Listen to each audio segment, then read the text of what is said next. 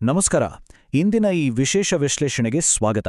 ಇವತ್ತು ನಾವು ದಕ್ಷಿಣ ಭಾರತದ, ಅದರಲ್ಲೂ ಅಪ್ಪಟ ನಮ್ಮ ಕನ್ನಡದ ಒಂದು ಸಾಂಪ್ರದಾಯಿಕ ಮದುವೆ ಕಾರ್ಡ್, ಅದೇ ನಮ್ಮ ಆಮಂತ್ರಣ ಪತ್ರಿಕೆ ಹಿಂದಿರುವ ಸಾಂಸ್ಕೃತಿಕ, ಭೌಗೋಳಿಕ ಹಾಗೆ ಕೌಟುಂಬಿಕ ವಿಚಾರಗಳನ್ನು ಬಿಡಿಸಿ ನೋಡಲಿದ್ದೇವೆ. ಮೇಲ್ನೋಟಕ್ಕೆ ಇದು ಬರೆಯೊಂದು ಕಾಗದ ಅಂತ ಅನ್ಸಿದ್ರೂ ಇದರೊಳಗೆ ಇಡೀ ಸಮುದಾಯದ ನಂಬಿಕೆ, ಕೌಟುಂಬಿಕ ಬೇರುಗಳು ಭದ್ರವಾಗಿ ಅಡಗಿರುತ್ತೆ.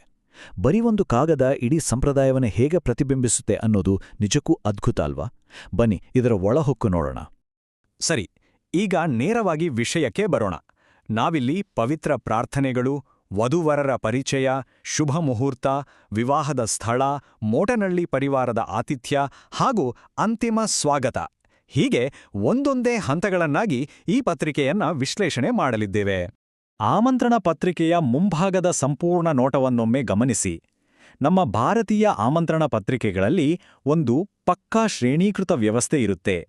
ಅಂದ್ರೆ ಕಾಗದದ ಮೇಲೆ ಯಾವ ವಿಷಯವನ್ನು ಎಲ್ಲಿ ಮುದ್ರಿಸಿದ್ದಾರೆ ಅನ್ನೋದೇ ಅದರ ಸಾಂಸ್ಕೃತಿಕ ಪ್ರಾಮುಖ್ಯತೆಯನ್ನ ನೇರವಾಗಿ ಸೂಚಿಸುತ್ತೆ. ಮೇಲಿನಿಂದ ಕೆಳಕ್ಕೆ ಬರ್ತಾ ಬರ್ತಾ ವಿಷಯಗಳ ಆದ್ಯತೆ ಹೇಗೆ ಬದಲಾಗುತ್ತೆ ಅನ್ನೋದು ನಿಜಕ್ಕೂ ಒಂದು ಅದ್ಭುತವಾದ ವಿನ್ಯಾಸ. ಮೊದಲನೇದಾಗಿ ಪವಿತ್ರ ಪ್ರಾರ್ಥನೆಗಳು ಮತ್ತು ಆಶೀರ್ವಾದ. ಪತ್ರಿಕೆಯ ತುದಿಯ ಭಾಗಕ್ಕೆ ಬರೋಣ. ಯಾವುದೇ ಶುಭ ಕಾರ್ಯ ಶುರುವಾಗೋದು ಆಧ್ಯಾತ್ಮಿಕ ಭಕ್ತಿಯಿಂದ ತಾನೇ. ಪತ್ರಿಕೆಯ ಮೇಲ್ಭಾಗದಲ್ಲಿ ಆ ದೈವಿಕತೆಯನ್ನು ಎಷ್ಟು ಸುಂದರವಾಗಿ ತಂದಿದ್ದಾರೆ ಗಮನಿಸಿ. ಇಲ್ಲಿ ಶ್ರೀ ಮೈಲಾರಲಿಂಗೇಶ್ವರ ಸ್ವಾಮಿ ಹಾಗೂ ಶ್ರೀ ಸತ್ಯಮೀರ್ ತಾತನವರ ದೈವಿಕ ಚಿತ್ರಗಳು, ಜೊತೆಗೆ ಪ್ರಾರ್ಥನೆಗಳಿವೆ. ಇದು ನಮ್ಮ ಸಾಂಪ್ರದಾಯಿಕ ನಂಬಿಕೆ ಮತ್ತು ಭಕ್ತಿಯನ್ನ ಸ್ಪಷ್ಟವಾಗಿ ತೋರಿಸುತ್ತೆ. ಮುಂದಿನ ಎಲ್ಲಾ ಕಾರ್ಯಗಳಿಗೂ ದೇವರ ಆಶೀರ್ವಾದವೇ ಅಡಿಪಾಯ ಅನ್ನೋದನ್ನ ಈ ಚಿತ್ರಗಳು ಸಾರಿ ಹೇಳ್ತಿವೆ. ಇಲ್ಲಿ ಬಳಸಲಾದ ಶುಭ ವಿವಾಹ ಅನ್ನೋ ಪದವನ್ನೊಮ್ಮೆ ನೋಡಿ.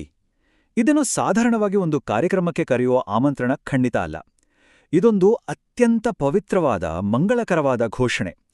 ಈ ಒಂದು ಪದ ಇಡೀ ದಾಖಲೆಯ ಮೌಲ್ಯವನ್ನೇ ಹೆಚ್ಚಿಸಿಬಿಡುತ್ತೆ.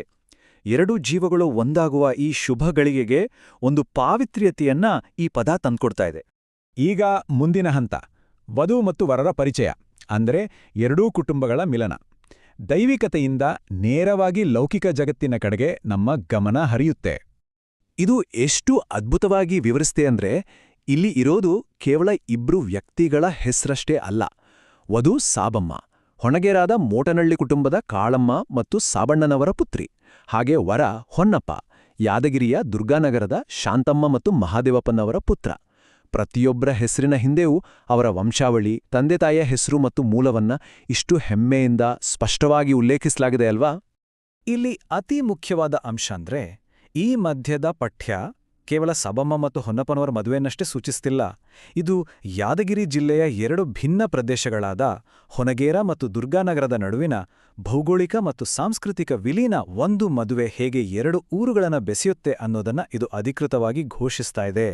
ಮುಂದಿನ ಭಾಗ, ಶುಭ ಮುಹೂರ್ತ. ಎರಡು ಊರುಗಳ ಪರಿಚಯದ ನಂತರ ನಾವು ಪತ್ರಿಕೆಯಲ್ಲಿ ಇನ್ನಷ್ಟು ಕೆಳಗೆ ಬಂದ್ರೆ ಕಾರ್ಯಕ್ರಮದ ಸಮಯದ ವಿವರಗಳು ಸಿಗ್ತವೆ. ಮುಹೂರ್ತ ಅನ್ನೋ ಪದದ ಅರ್ಥವೇ ಒಂದು ನಿರ್ದಿಷ್ಟ ಮಂಗಳಕರವಾದ ಸಮಯ ಅಂಟ. ಆಗಸ್ಟ್ 17, 2025 ಭಾನುವಾರ ಬೆಳಿಗ್ಗೆ ಸರಿಯಾಗಿ 9:30 ಕನ್ಯಾ ಲಗ್ನದ ಶುಭ ಮುಹೂರ್ತವನ್ನ ನಿಗದಿಪಡಿಸಲಾಗಿದೆ. ಮಾಂಗಲ್ಯ ಧಾರಣೆಗೆ ಪ್ರಕೃತಿಯ ಶಕ್ತಿಗಳು ಅತ್ಯಂತ ಒಲಿದಿರುವ ಸಮಯ ಇದಾಗಿದೆ. ಇದೇ ಸಮಯಕ್ಕೆ ಸರಿಯಾಗಿ ಎಲ್ಲ ಆಚರಣೆಗಳು ನೆರವೇರಬೇಕು ಅನ್ನೋದು ಇದರ ಹಿಂದಿರುವ ಆಳವಾದ ನಂಬಿಕೆ. ಮದುವೆ ದಿನದ ಸಂಪೂರ್ಣ ಚಿತ್ರಣ ಎಷ್ಟು ಸುಂದರವಾದ ಅನುಕ್ರಮದಲ್ಲಿ ಸಾಗುತ್ತೆ ಗಮನಿಸಿ. ಮುಂಜಾನೆಯ ದೇವರ ಪ್ರಾರ್ಥನೆಯೊಂದಿಗೆ ಆರಂಭಗೊಂಡು 9:30 ಸರಿಯಾಗಿ ಮಾಂಗಲ್ಯ ಧಾರಣೆ, ಆಮೇಲೆ ಅಕ್ಷತಾರೋಹಣ ಸೇರಿದಂತೆ ಇತರ ಶಾಸ್ತ್ರಗಳು ಮತ್ತು ಕೊನೆಯಲ್ಲಿ ಮಧ್ಯಾಹ್ನ ನೆರೆದವರೆಲ್ಲರಿಗೂ ಪ್ರೀತಿಯ ಭೋಜನ. ಇಡೀ ದಿನದ ಕಾರ್ಯಕ್ರಮಗಳ ಪಟ್ಟಿಯನ್ನ ಅಕ್ಷರಗಳು ಎಷ್ಟು ಸ್ಪಷ್ಟಪಡಿಸ್ತಾಯಿವೆ ಅಲ್ವಾ? ನಾಲ್ಕನೆಯದಾಗಿ, ವಿವಾಹದ ವೇದಿಕೆಗಳು. ಸಮಯ ನಿಗದಿಯಾದ ಮೇಲೆ ಈ ಶುಭ ಕಾರ್ಯ ನಡೆಯುವ ಭೌತಿಕ ಸ್ಥಳಗಳ ಕಡೆಗೊಮ್ಮೆ ಗಮನ ಹರಿಸೋಣ. ಇಲ್ಲಿ ಗಮನಿಸಬೇಕಾದ ಅತ್ಯಂತ ಆಸಕ್ತಿದಾಯಕ ವಿಷಯ ಅಂದ್ರೆ, ಎರಡು ಪ್ರತ್ಯೇಕ ಸ್ಥಳಗಳನ್ನ ಉಲ್ಲೇಖಿಸಲಾಗಿದೆ. ಮೊದಲನೇದಾಗಿ, ವಿವಾಹದ ಶಾಸ್ತ್ರಗಳು ಮತ್ತು ಮಾಂಗಲ್ಯ ಧಾರಣೆ ಯಾದಗಿರಿಯ ರೂರಲ್ ಪೊಲೀಸ್ ರಸ್ತೆಯಲ್ಲಿರುವ ವರನ ಸ್ವಗೃಹದಲ್ಲಿ ನಡೆಯುತ್ತೆ. ಇದು ಅತ್ಯಂತ ಆಪ್ತವಾದ ಕೌಟುಂಬಿಕ ವಾತಾವರಣವನ್ನು ಸೂಚಿಸುತ್ತೆ. ಆಮೇಲೆ ಆಗಮಿಸಿದ ಎಲ್ಲಾ ಬಂಧು ಮಿತ್ರರಿಗಾಗಿ ಏರ್ಪಡಿಸಿದ ಪ್ರೀತಿಯ ಭೋಜನ ಯಾದಗಿರಿಯ ಶ್ರೀ ಬಾಲಾಜಿ ಕಲ್ಯಾಣ ಮಂಟಪದಲ್ಲಿ. ಮನೆಯ ಮಡಿಲಿಂದ ಶುರುವಾಗಿ ಸಮುದಾಯದ ಸಂಭ್ರಮದವರೆಗಿನ ಪಯಣವನ್ನ ಇದು ಅದ್ಭುತವಾಗಿ ಬಿಂಬಿಸುತ್ತೆ. ಈಗ ವಿಸ್ತೃತ ಮೋಟನಳ್ಳಿ ಪರಿವಾರ ಆಮಂತ್ರಣ ಪತ್ರಿಕೆಯ ಮುಂಭಾಗದ ಕೊನೆಯ ಆದರೆ ಅತ್ಯಂತ ದಟ್ಟವಾದ ಪಠ್ಯವಿರುವ ಭಾಗದ ಕಡೆಗೆ ಬರೋಣ.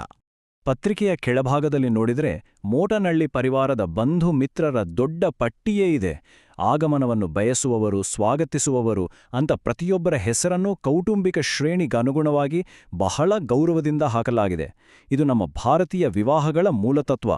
ಮದುವೆ ಎನ್ನೋದು ಬರೀ ಇಬ್ರು ವ್ಯಕ್ತಿಗಳದಲ್ಲ, ಬದಲಾಗಿ ಇಡೀ ಮೋಟನಳ್ಳಿ ವಂಶಾವಳಿ ಮತ್ತು ಪರಿವಾರ ಒಗ್ಗೂಡಿ ಆತಿಥ್ಯ ವಹಿಸುವ ಒಂದು ಬೃಹತ್ ಸಮುದಾಯದ ಹಬ್ಬ ಅಂತ ಇದು ಸಾರಿ ಹೇಳ್ತಾ ಇದೆ.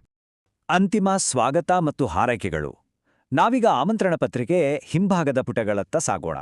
ಇಲ್ಲಿ ಕುಟುಂಬದವರು ಅತಿಥಿಗಳನ್ನ ಹೇಗೆ ಆತ್ಮೀಯವಾಗಿ ಸ್ವಾಗತಿಸ್ತಾರೆ ಅನ್ನೋದನ್ನ ನೋಡ್ಬಹುದು.